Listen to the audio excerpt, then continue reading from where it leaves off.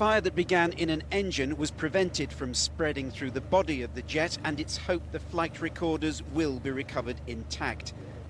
Ironically, the investigators' work is being hampered now by the fog that has returned to Cork tonight.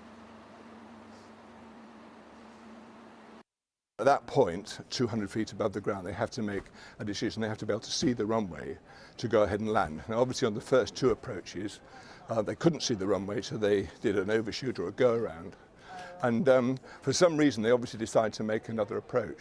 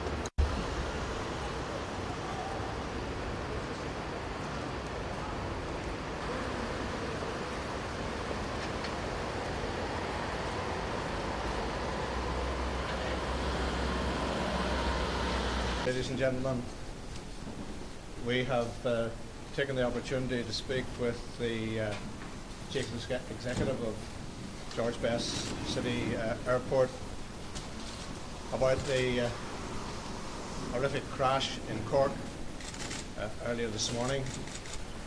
Needless to say, we're all shocked at what occurred. It's, I think, testimony to the unquestionable uncertainty of life.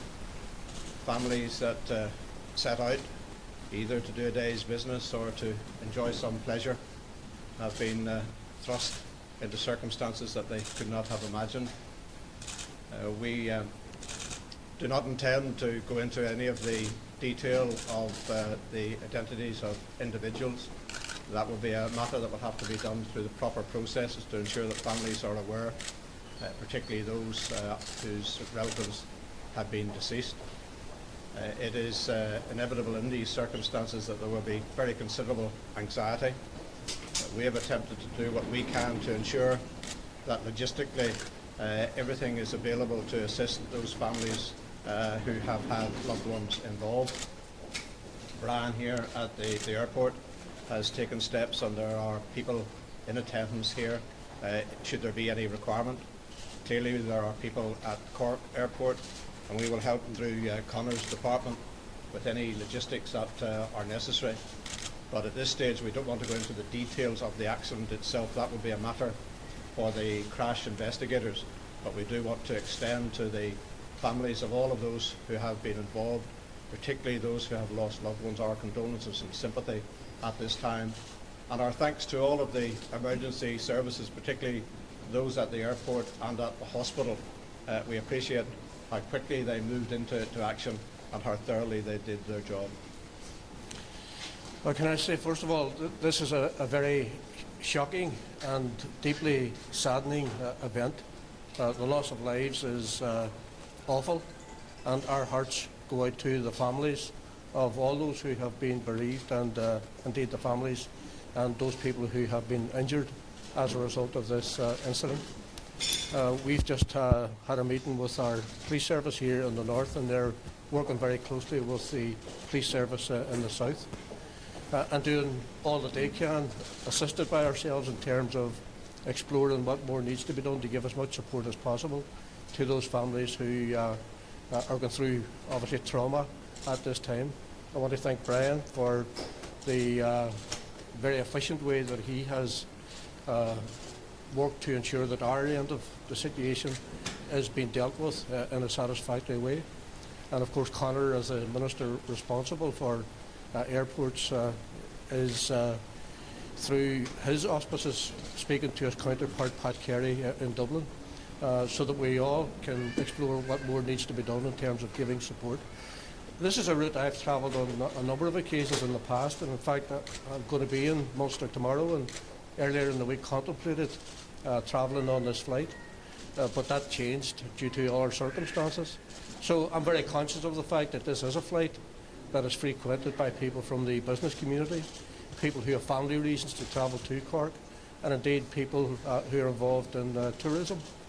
So our hearts are broken for those people who have lost loved ones in this incident, and we want to send our condolences and very deepest sympathy of what is a very tragic and traumatic time for themselves.